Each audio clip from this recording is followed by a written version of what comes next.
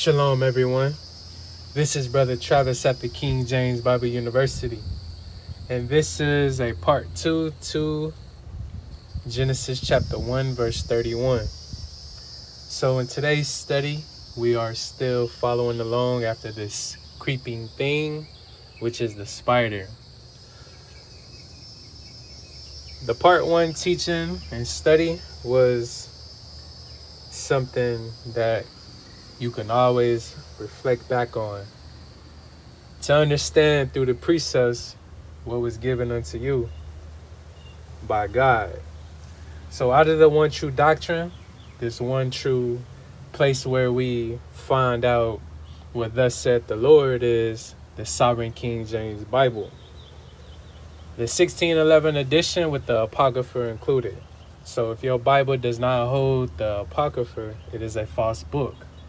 So the 66 books, which is just the Old Testament and the New Testament, is an incomplete version of what is truth. So the bridge is the Apocrypha, in which we need to bridge the Old Testament to the New Testament. Genesis chapter 1 and verse 30.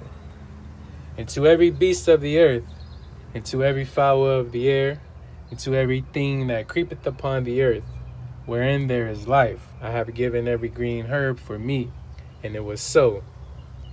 And God saw everything that he had made, and remember, it was very good.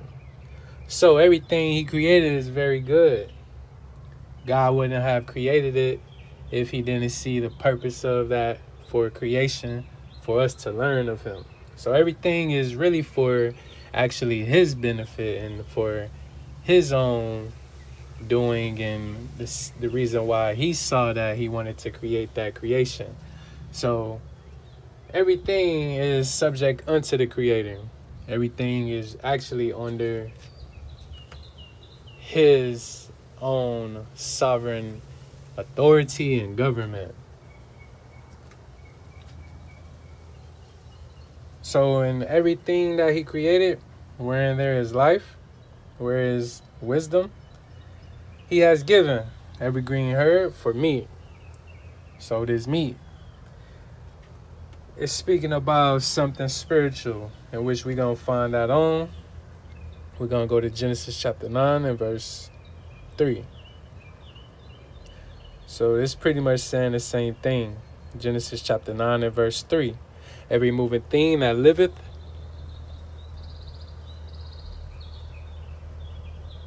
shall be for meat, for you.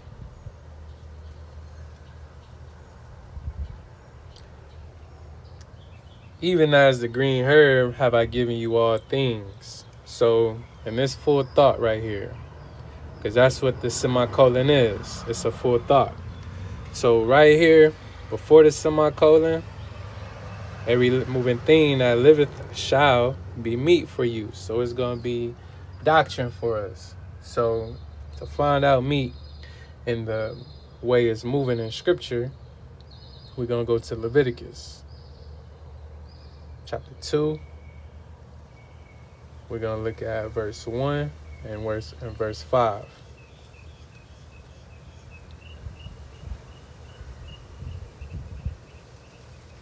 Leviticus chapter 2, verse 1. And when any will offer a meat offering unto the Spirit of God, his offering shall be of fine flour. So this meat offering shall be of fine flour. So what is it that consists of fine flour? What could we make out of fine flour? That's a question. That's a thought. We're going to go to verse 5. Leviticus chapter 2 and verse 5. And if thy oblation be a meat offering, baken in a pan, it shall be of fine flour, unleavened, mingled with oil. So this meat offering is consistent, which is going to be of fine flour, unleavened. So what type of offering is this? in which I have to know what this fine flour unleavened is and what is it speaking about. So this unleavened what? This unleavened what? We're going to go to Exodus chapter 12 and verse 15.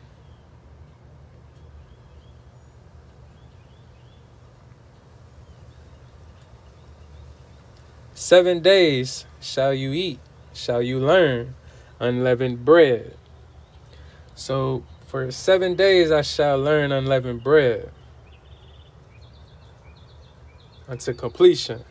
So the 7 is representing the completion of the time that I'm here. However long that I'm here, I shall learn unleavened bread.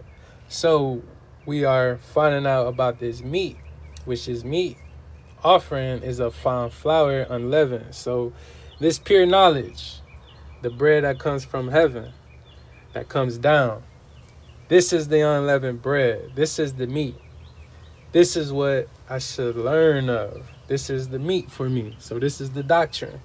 So as we further go forth to learn about this meat, we're going to look at Exodus chapter 16 and verse 4. So the meat is this bread, in which we just covered that. So in Exodus 16 and 4, it says, "Then said the Spirit of God unto Moses, remember, I will rain bread." So he's going to rain this meat, because the meat is speaking about the bread from heaven. So this meat, this bread comes from heaven. For 7 days we should learn of this unleavened bread. "And the people shall go out and gather a certain rate every day." So every day, which is those 7 days unto completion. No days off, no days to be skipped, no days to rest from eating, or no days that we fast from learning the word. We got to fast and abstain from every other thing according to the flesh. So all of the false doctrine, the leaven, we have to purge out of us, and we have to take in this unleavened bread. "And the people shall go out and gather a certain rate every day unto completion, that I may prove them, whether they will walk in my law or no."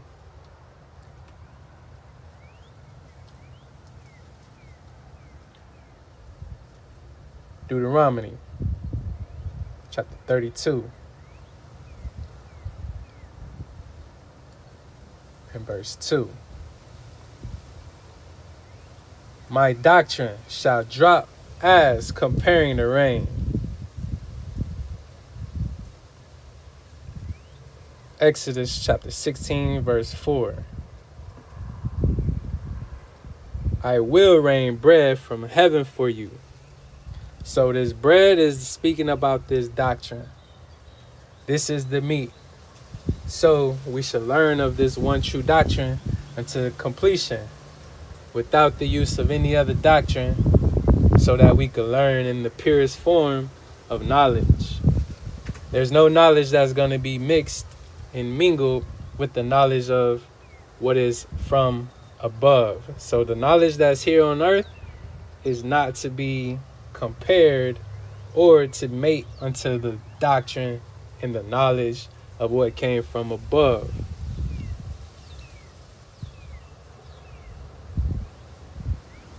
We're going to go to Revelation chapter 10, verse 9 and 10.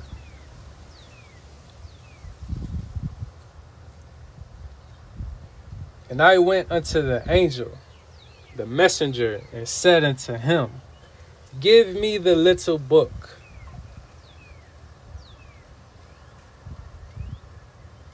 And he said unto me, Take it, and eat it up, and learn it up."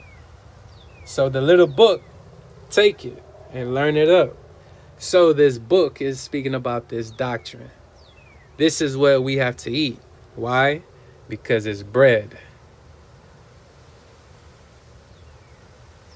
So this bread, when you eat with a meal, or if you don't have a meal and you just have bread, that's a substance that can fill you up and make you feel full. So this is for our learning, to find out why he uses such language. So this bread, in the carnal sense, if you didn't have anything and you just had a loaf or a cake or some bread, that can hold you over until you feel hungry again. So this doctrine is to hold us over until we feel hungry again. So this is the only bread that we should eat, which we should learn. So we need to learn this doctrine unto completion. Just as we eat every day in the physical, it's the same way we need to eat every day spiritually, feeding that spiritual body, the separated body.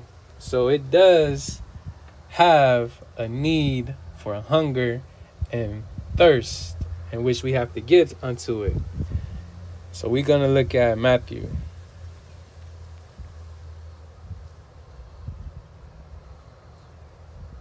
chapter 5, and we're going to look at verse 6.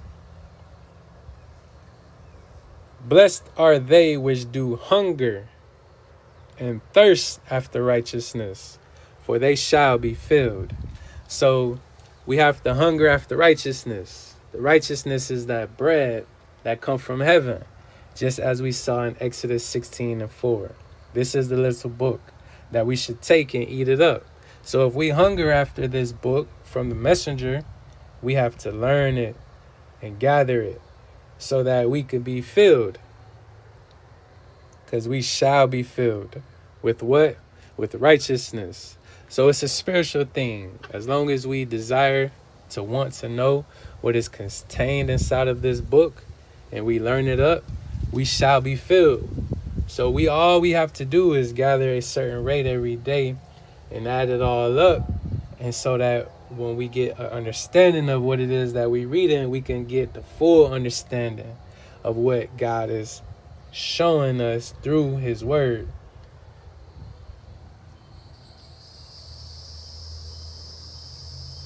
So now we're going to go back to Genesis chapter 1. So we should know what was meat. Genesis chapter 1 and verse 30. And to every beast of the earth, and to every fowl of the air, and to everything that creepeth upon the earth, wherein there is life, I have given every green herb for meat. So we know this meat. We're going to go back to Leviticus chapter 2.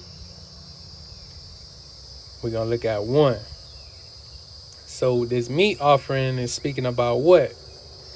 Leviticus chapter 2 and verse 1. And when any was offer a meat offering unto the Spirit of God, his offering shall be of fine flour.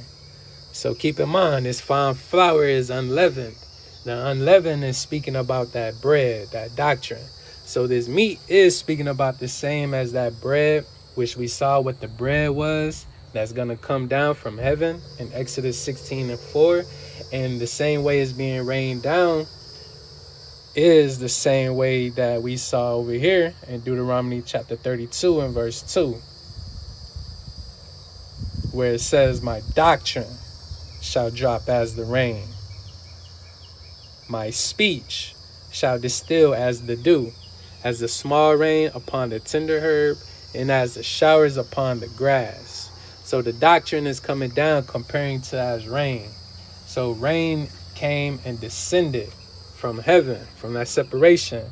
So by it coming down from the cloud, from that body, from that messenger, in which we take the little book out of the messenger hand, we saw that in Revelation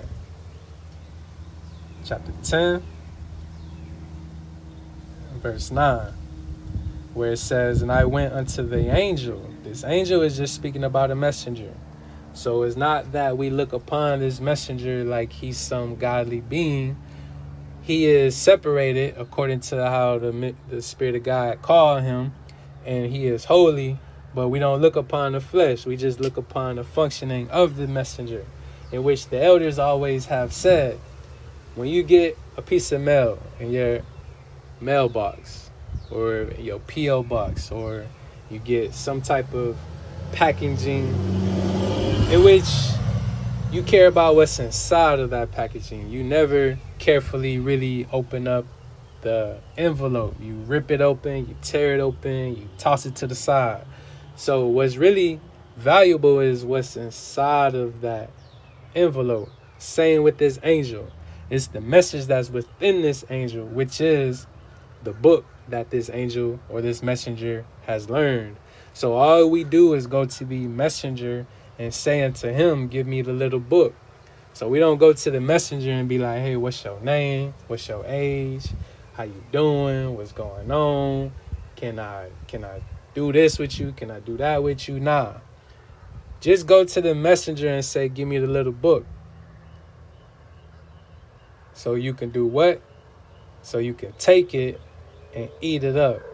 Because we have to learn it up. So that's all eat is learn. So we want to learn up this little book. So the doctrine is going to drop from the cloud, in which we know that clouds drop down rain. So that cloud is that body. It's that messenger. So we got to learn this doctrine. And it's going to come down how many times throughout the week? How many times out the month? How many times out your life? Out of your lifetime, how many times that this doctrine is going to come down? Exodus chapter 16, verse 4. Then said the Spirit of God unto Moses, remember, I will rain bread, doctrine, from heaven for you. And the people shall go out and gather a certain rate every day. Because every day this doctrine is going to come down. It's not many type of doctrines that's coming down. It's only one true doctrine. Because it says it right there in Deuteronomy, doctrine, singular. So we got to gather a certain rate every day. So we're going to follow this singular doctrine over here in Isaiah chapter 34 and verse 16.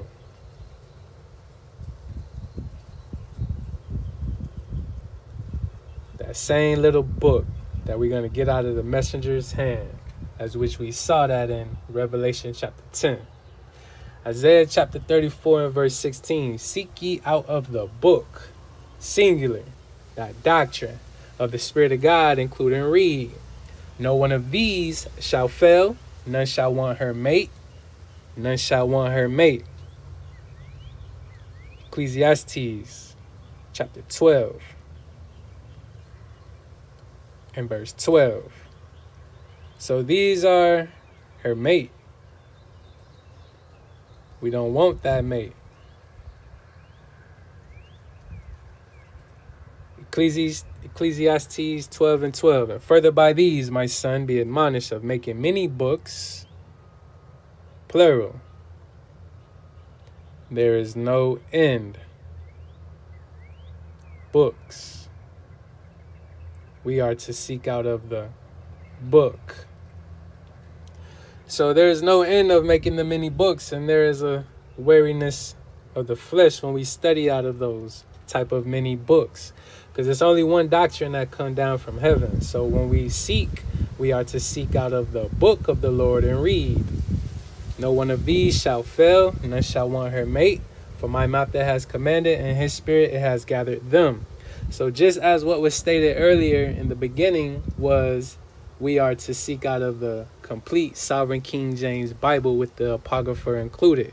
If it's not included of the Apocrypha, it is a false book, being incomplete with only 66 books within the one book.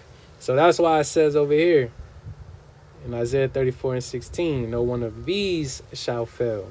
So it goes from the singular to the plural, these, because there's many books within the one complete doctrine. So no one of those books is going to fail, but you got to have the entire and complete book. Ecclesiastes 12 and 12. And further by these, my son, be admonished of making many books, there is no end. and much study is a weariness of the flesh. So, weariness of the flesh, studying from the many books is what we will receive, because it's not going to be nourishing unto our spirit.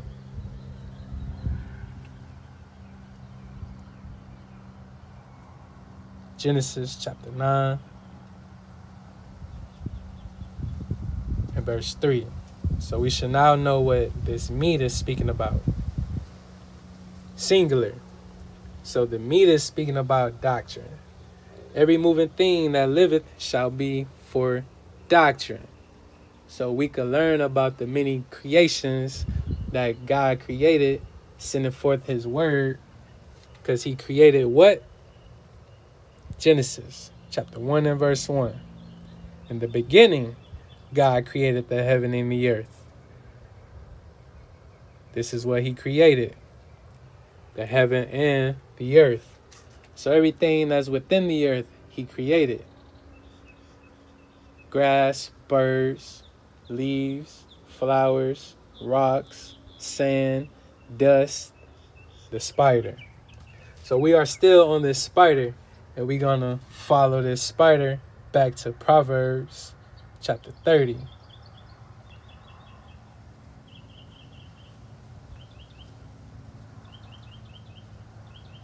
Verse 24. There be 4 things which are little upon the earth, but, however, they are exceeding wise.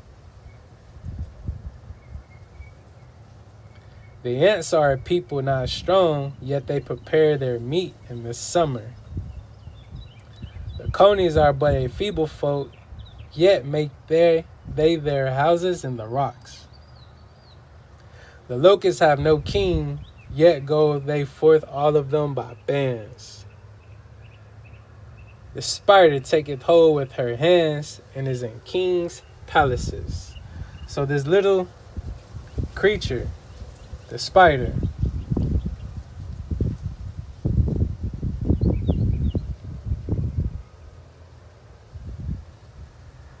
taketh hold with her hands, and is in kings' palaces. So I gotta know what the spider is doing in these kings' palaces, because that's where she at. Psalms chapter 2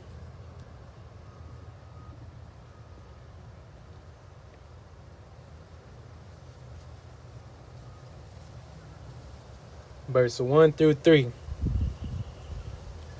Why do the heathen rage, and the people imagine a vain thing?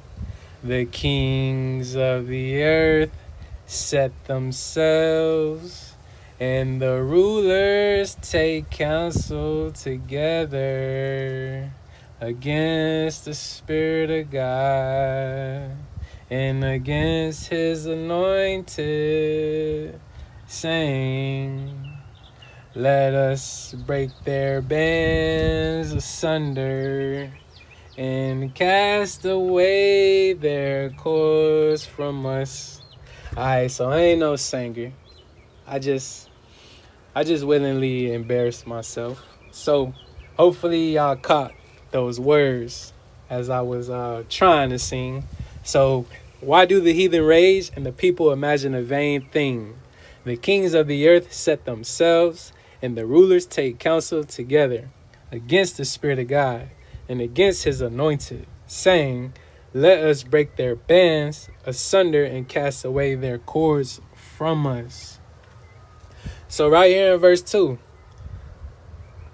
we finding out in Proverbs chapter 30, verse 28, what kings are. So it's telling me what kings are over here. It says the kings of the earth set themselves. So they wasn't set by the Spirit of God. They set themselves. And the rulers take counsel together. So these kings are these rulers. They take counsel together. Against who? Against the Spirit of God. Not only against the Spirit of God, against his anointed. So against the Spirit of God and against his anointed, the kings which set themselves, and these rulers, which are the same thing, this is what they said in verse 3. Let us break their bands asunder and cast away their cords from us. So these kings, these rulers, they are against the Spirit of God and against his anointed.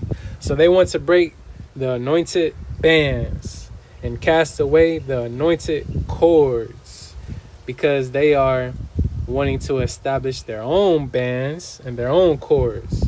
So that's what this spider is doing.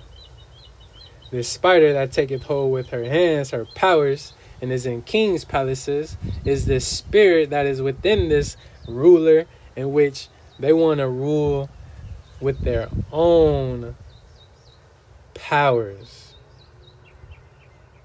They don't want to have the powers of God, which is that wisdom, knowledge, and understanding. They want to have their own powers. So they want to break the bands and the yoke from the anointed being yoked unto Christ, being yoked.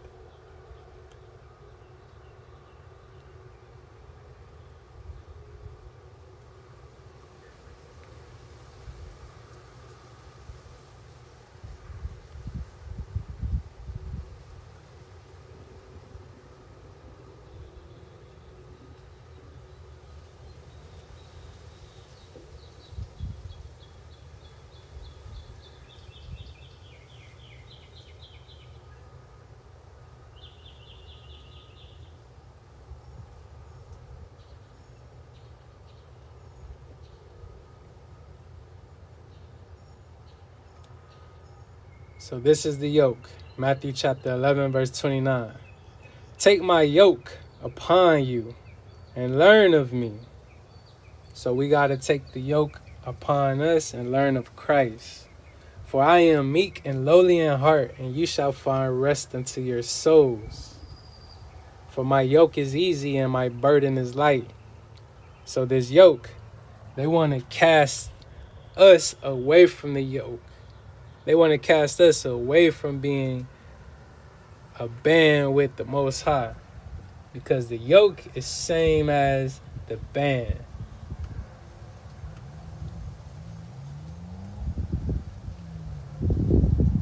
We supposed to be bound to Christ.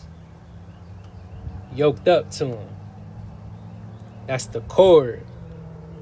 Over here in Psalms, where they want us to be cast away from the cords that have been being yoked and bound unto Christ. So they want to use what? Their own powers to yoke us and to band us and to bound us and to entangle us with their own web of deceit and their own web of lies. So just as we see this over here in Psalms 2, verse 1 through 3, we can see that also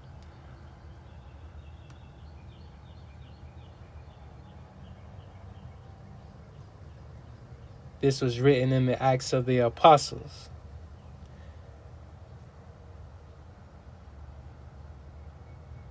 Acts chapter 4, verse 25 and 26.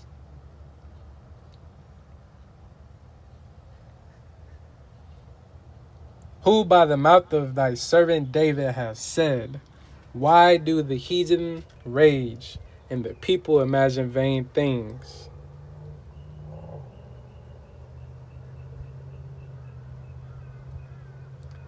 The kings of the earth stood up, and the rulers were gathered together against the Creator and against his word.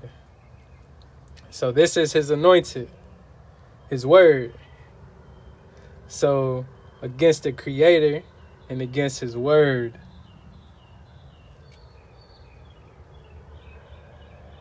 The word is supposed to be in us. So when the word is inside of the vessel, that separated body, we are his anointed. We are the ones who they conspire against. We're going to go to Luke chapter 2, chapter 21, verse 10 and 13. Then said he unto them, nation shall arise against nation, and kingdom against kingdom. See what's going on there? That's what they wanted to do. And that is what they are doing, because that's their desire in Psalms. And great earthquakes shall be in diverse places, and famines and pestilences, and fearful sights and great signs shall there be from heaven. But before all these, they shall lay their hands, their powers on you, and persecute you, delivering you up to the synagogues and into prisons, being brought before kings and rulers for my way's sake. So these kings and these rulers, we're finding out what it is in Proverbs chapter 30.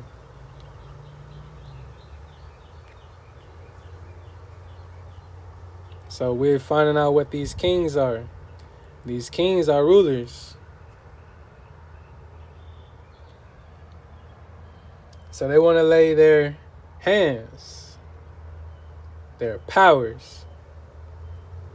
They take hold with their powers.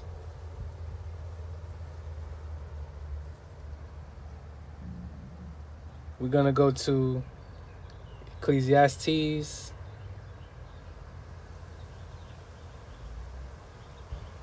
chapter 10 and verse 4. If the spirit of the ruler, this king,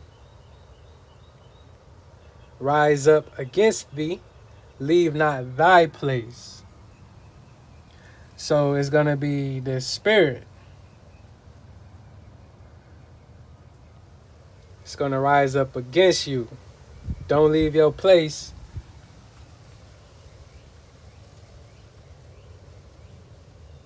Your place in which God has given unto you.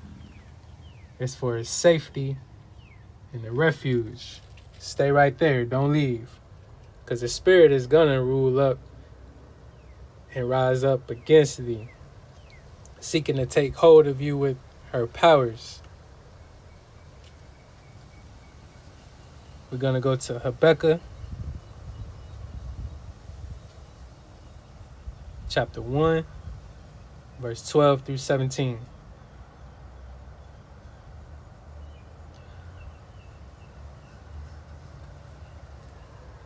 Thou not from everlasting, O Spirit of God, my Holy One? We shall not die, O Spirit of God. Thou hast ordained them for judgment. And, Almighty God, thou hast established them for correction.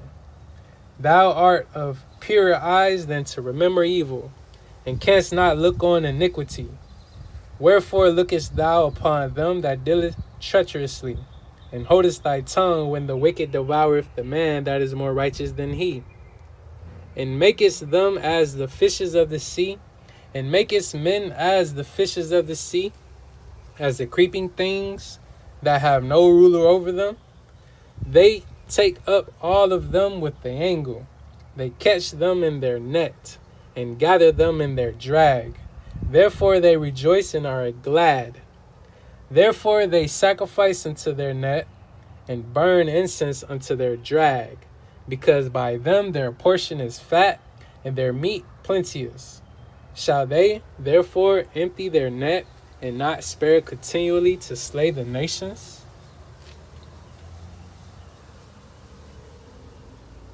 We're going to go to Exodus chapter 3, verse 16 through 20.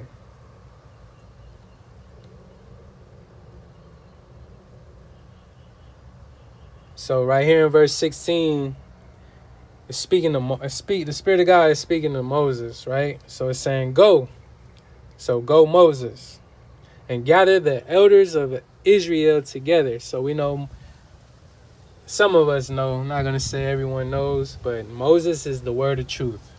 So go Moses, the word of truth, and gather the elders of Israel together, and say unto them, the Spirit of God of your fathers, the God of Abraham, of Isaac, and of Jacob, appeared unto me, saying, I have surely visited you, seeing that which is done to you in Egypt. And I have said, I will bring you up out of the affliction of Egypt unto the land of the Canaanites, and the Hittites, and the Amorites, and the Perizzites, and the Hivites, and the Jebusites, unto a land flowing with milk and honey. And they shall hearken to thy voice, and thou shalt come, thou and the elders of Israel, unto the king of Egypt. And you shall say unto them, the Spirit of God of the Hebrews has met with us. The Spirit of God of the Hebrews have met with us. And now let us go, we beseech thee, 3 days' journey into the wilderness, that we may sacrifice unto the Spirit of our God.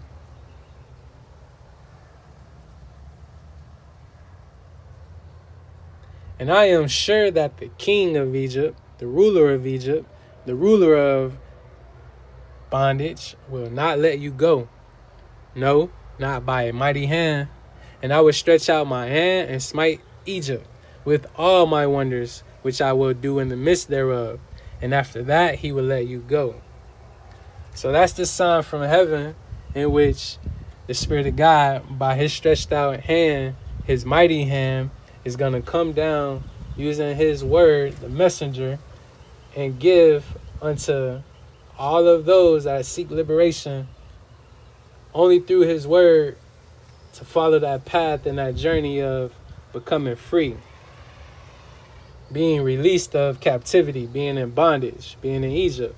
So the king of Egypt, which is Pharaoh, the king of sin, he keeps everyone in captivity and don't releases them until that mighty hand of the Lord is stretched out to be reached unto those that seek to follow this path and to be released from all of the bondage that they were in, the captivity, the enslavement.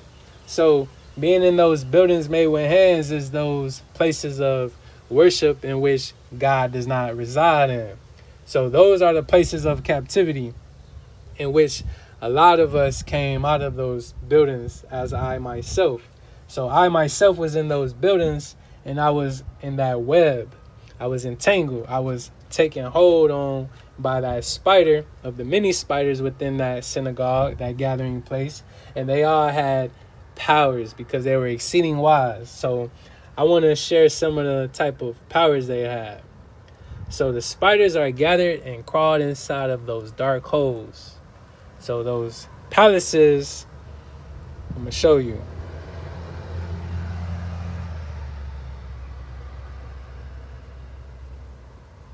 Acts 17, verse 24.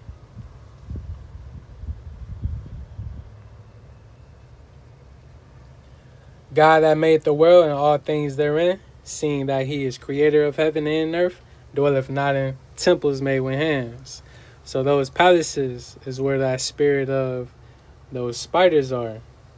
So they are going to take hold of those that stagger into those places. Those that go within those buildings, they take a hold on you because they are exceeding wise. So most of them have all of these type of accolades, worldly accolades, such as they hold titles and positions such as PhDs, doctorates, being called doctors, and being sought at as they are exceeding wise. But their wise is according to this world. So they are holding these titles and positions to be seen as an elevated one. So just as spiders like to build their webs in elevated high places, is the same way that these crafty creatures, these men, males, including females, they hold their positions and ranks to build their self on a high place to be looked at as a type of idol, or to be looked at as a wise one or someone that is learned, but they take hold on you. So spiders, most of spiders build their webs in high places. So these is gonna entrap you. So don't be as a bird being trapped in these places. So spiders, they gather themselves in these dark holes. That's the king's palaces of those temples which is made with hands. That building is just a similitude of what's going on with their bodily temple. That temple made with hands is a figure of the temple, which is their body of that type of spirit they have, which is the creeping thing, a creepy spider. The spider in these king palaces, these temples made with hands, they take hold with their powers. So you'll walk into their temple and they'll be kind and generous and nice. They have people at the door to greet you. This is how they take hold of you, because soon as you go, you'll be like, wow, these people are the nicest, most sweetest people I've encountered. This whole hectic week I went through at work, I've been stressed out. With my boyfriend, girlfriend, husband, wife, I've been stressed out. So now here in this temple, I can feel some type of comfort. So this is one sign of how they take hold on you with their powers. They hand you a pamphlet and a program of what's on the menu for today, all of which is an abominable broth and swine. Most individuals will come to you and greet you, making you feel welcomed and at home. This is sign number 2 of them taking hold of you with their powers, because they are telling you smooth things, telling you things that you want to hear, such as, welcome to the house of God, you are blessed, you are highly favored, Jesus paid it all. Then they escort you to your seat, giving you the perception of this temple made with hands, that they have order and organization in their organization of false doctrine. These ushers are tasked with the ushering of seats so that they maintain this welcoming atmosphere and also show you the importance of you as an individual. They'll have a moment to call out any visitors and ask to speak with you after service, and if you are desirous of seeking a primary church home. This is a tactic they use to take hold of you with their powers. Other moments they'll say, turn to your neighbor and greet yourself and say, neighbor, I love you. The spiders within this place has created themselves a web of lies. All of them are robbing God. They say they study, but they don't. They only give off feel-good messages. It's many other things that they do to take hold of their congregation with their powers, and especially newcomers. They will have barbecues and lunches, dinners and breakfasts, and banquets and snacks and car washes and plays, while moms are dancing and musical instruments to soothe your ears, the piano, the drum, the sax, the guitar, the flute, with vocals from unique voices to lure you in and to make you feel right at home at that house. So not like my voice, in which you heard earlier, not like that type of voice, but even professionals come and sing and will break it down. They will give you just vocals out of this world. They'll get your contact information to the committee board, and they will check up on you with calls, and those calls is going to start rolling in. Also, letters will be sent to your home and will give you a sense of a family vibe. But these are all strategic strategies to keep you weaved in their web of lies. The sense of belonging is the feeling. The spider is exceeding wise and knows this type of behavior is what most people want to feel when they fly into their trap. A lot of these exceeding wise spiders have doctorates and doctoral degrees and PhDs and masters and all type of accolades they use to attach to their reputation and fame, so that these titles, whether earned or self-given, is a power that they use to take hold on you, to make you feel belittled or little, and to make themselves feel above and honored. The traditional traditions and practices of this temple made with hands are a man-made design to keep you trapped in their bondage. If you decide to disassociate yourself with a building, they don't let you go without some resistance. Losing you is losing money, so they will do skillful things to keep you a member as long as possible. These spiders lays eggs, and we shouldn't eat eggs. That's disgusting.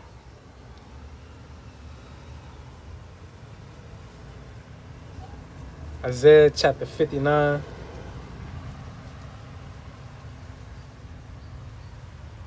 Verse 5. They hatch cockatrice eggs and weave the spider's web. He that eateth, that learneth of their eggs, dieth. So these eggs is their seeds.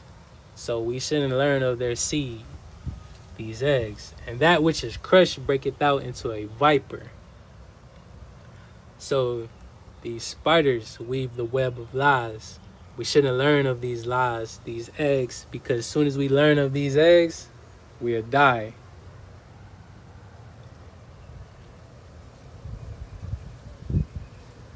Acts chapter 7, verse 48.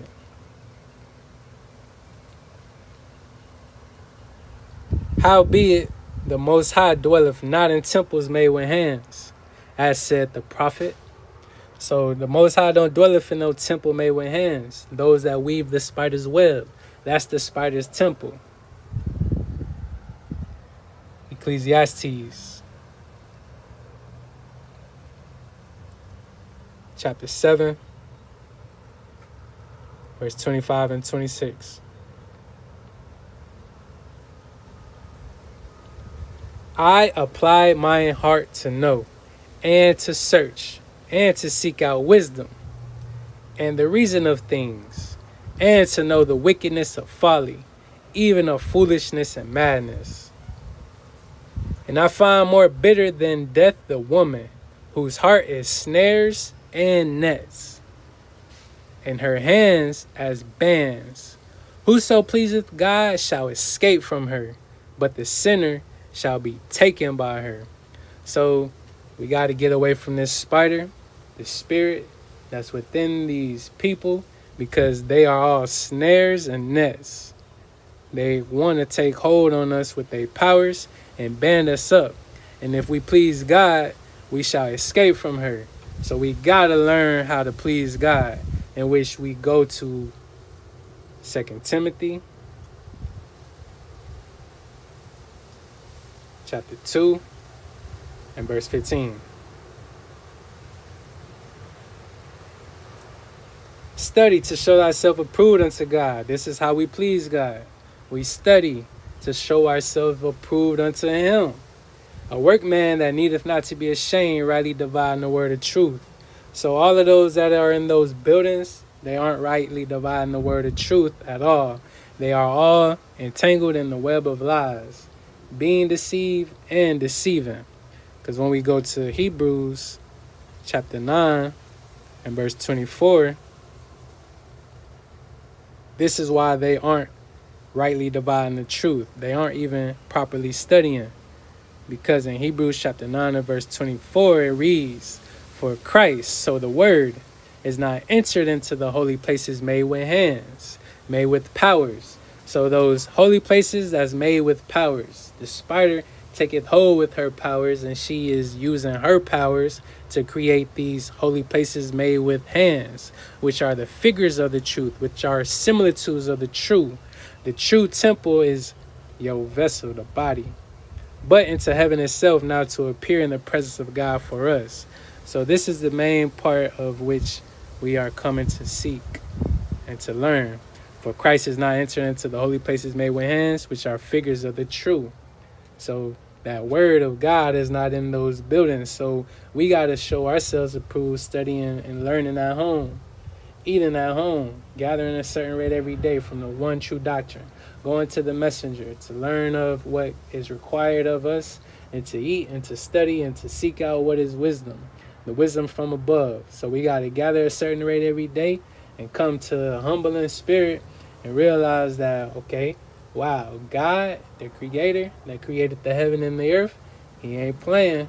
He ain't joking. This is a serious ordeal. So everywhere in scripture we can find out this wisdom contained within it. We must rightly divide it. So we have to go line upon line, here a little and there a little. Not as the spider does, because the spider goes line upon line, but not according to precepts. So the way a spider builds his house is line upon line, which we're going to go to Isaiah chapter 28 and verse 10. So it reads, For precept must be upon precept, precept upon precept, line upon line, line upon line, here a little and there a little. So the way the spider builds his web is line upon line, here a little and there a little, but not according to the precepts of God.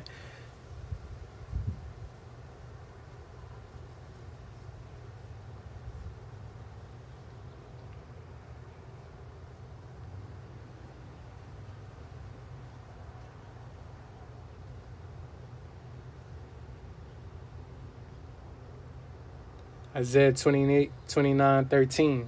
Isaiah chapter 29, verse 13. Wherefore the Creator said, so this is what the Creator said, for as much as this people draw near me with their mouth, and with their lips do honor me, but have removed their heart far from me, and their desire toward me is taught by the precept of men. So the precept of men. So the way that these men build their web is according to precepts, line upon line, here a little and there a little, but not according to the precepts of God, but because they use their own type of precepts, the precepts of men. Therefore, the Creator said, remember, I will proceed to do a marvelous work among this people, a marvelous work and a wonder, for the wisdom of their wise men shall perish, and the understanding of their prudent men shall be hid.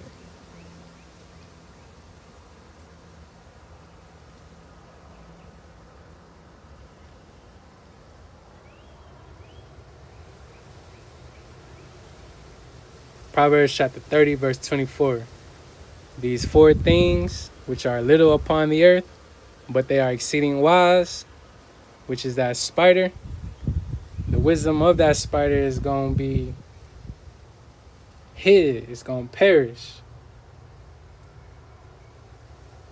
There be four things which are little upon the earth, but they are exceeding wise.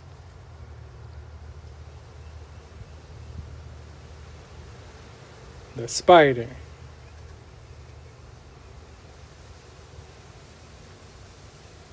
So hopefully everyone was able to follow along, gather something from this study and this learning. Shalom from Brother Travis at the King James Bible University. Peace.